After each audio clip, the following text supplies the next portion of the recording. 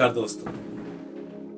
गुलजार साहब ने क्या खूब फरमाया है, बहुत छाले हैं उसके पैरों पर, कम वक्त उसूलों में चला होगा।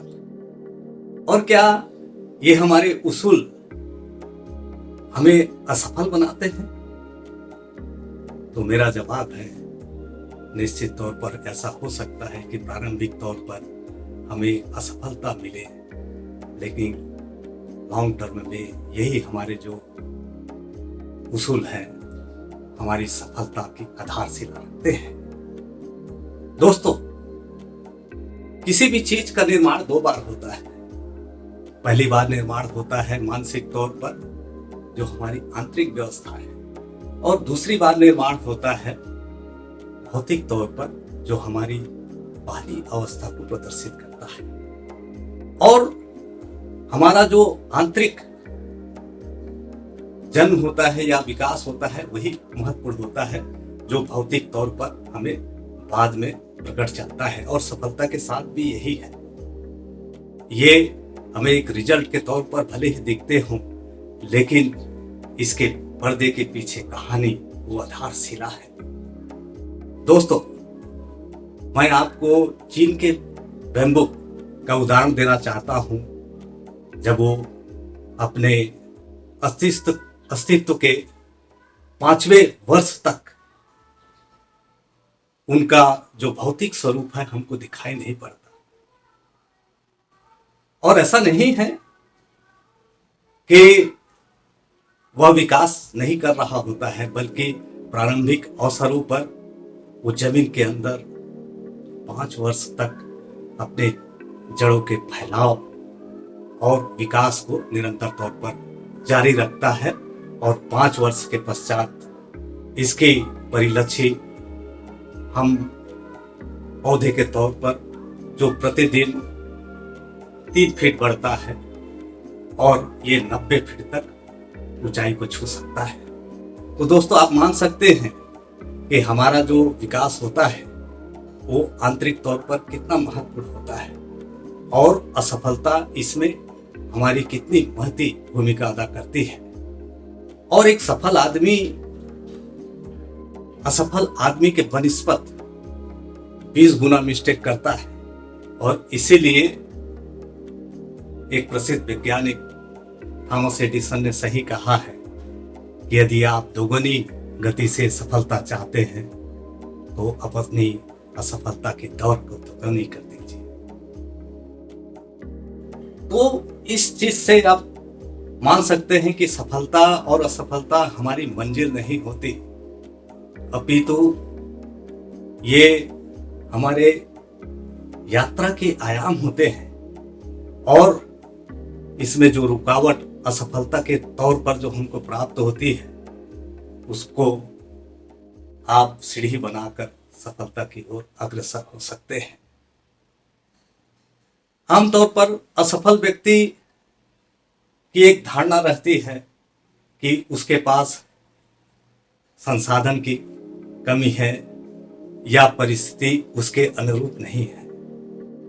इस संदर्भ में मैं जापान का उदाहरण देना चाहूंगा कि 1960 के दशक में जापान के पास लोहे के लिए न तो लोह अयस्क था और न कोयला, जो मूलभूत चीज होती है लोहे के लिए। बावजूद इसके इन्होंने ये चीज को अवश्य ध्यान रखा कि इन चीजों को कहां से प्राप्त किया जा सकता है और निर्माण करके इसको किन देशों में निर्यात किया जा सकता है। और इसी का परिणाम है कि जापान 1960 के दशक में सबसे अधिक लोहा निर्यातक वाला देश बना। और जहां तक परिस्थिति का ताल्लुकात है, तो परिस्थितियां चाहे नेचुरल कैलामिटी के तौर पर हो, भूकंप के तौर पर हो, या अन्य चीजों के तौर पर हो, जापान इसका जीता जागता उदाहरण है। बावजूद इसके इन्होंने परिस्थिति को और संसाधन को कभी अपने आड़े में नहीं आने दिया। आमतौर पर हमारे जीवन में जो सफलता का दौर होता है वो इग्नोरेंस से चालू होता है, और इस स्टेज को हम यदि क्रॉस कर जाते हैं तो रिजेक्शन का दौर चालू होता है, उसके पश्चात एक्सेप्टेंस और अंत में आपको सफलता मिलती है। और निरंतर तौर पर जितने हम आंतरिक तौर पर अपने आप को स्ट्रांग रखेंगे, ये सफलता के स्थायित्व को लिए हुए रहेगा। हमारे जीवन में सिर्फ माँ ही होती है जो हमारे सफलता के ऊपर उसको पूर्ण विश्वास होता है, अन्यथा कोई भी शख्सियत को विश्वास नहीं होता कि हम ये काम कर पाएंगे या नहीं कर पाएंगे। और यही माँ का विश्वास हमारे व्यवहार में सकारात्मक रूप से दिखता है, और यही व्यवहार हमको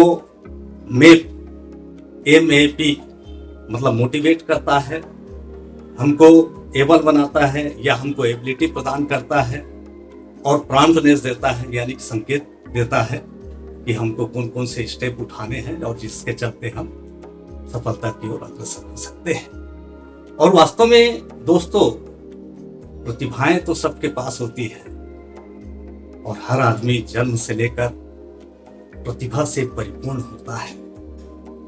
ये दिगर बात है कि लोगों में एबिलिटी का अभाव होता है, और एबिलिटी हमारे प्रयत्न करने से आता है। और इसे मैं सफलता के तौर पर यदि देखूं तो एबिलिटी और प्रतिभा के जो गोले हैं वो जहां करते हैं वही हमारा सफलता निहित होता है। तो आप मान के चलिए कि आप में एबिलिटी जो है आपको ऊंचाई देगा सफलता के तौर पर। हमारी जो सफलता की इबादत है बहुत आसान नहीं होती, और ये महज यात्रा तो होता ही है और इसमें हर्डल ही आते हैं, और इस यात्रा को कैसे हमको सफल बनाता है ये हमारे ऊपर निर्भर करता है।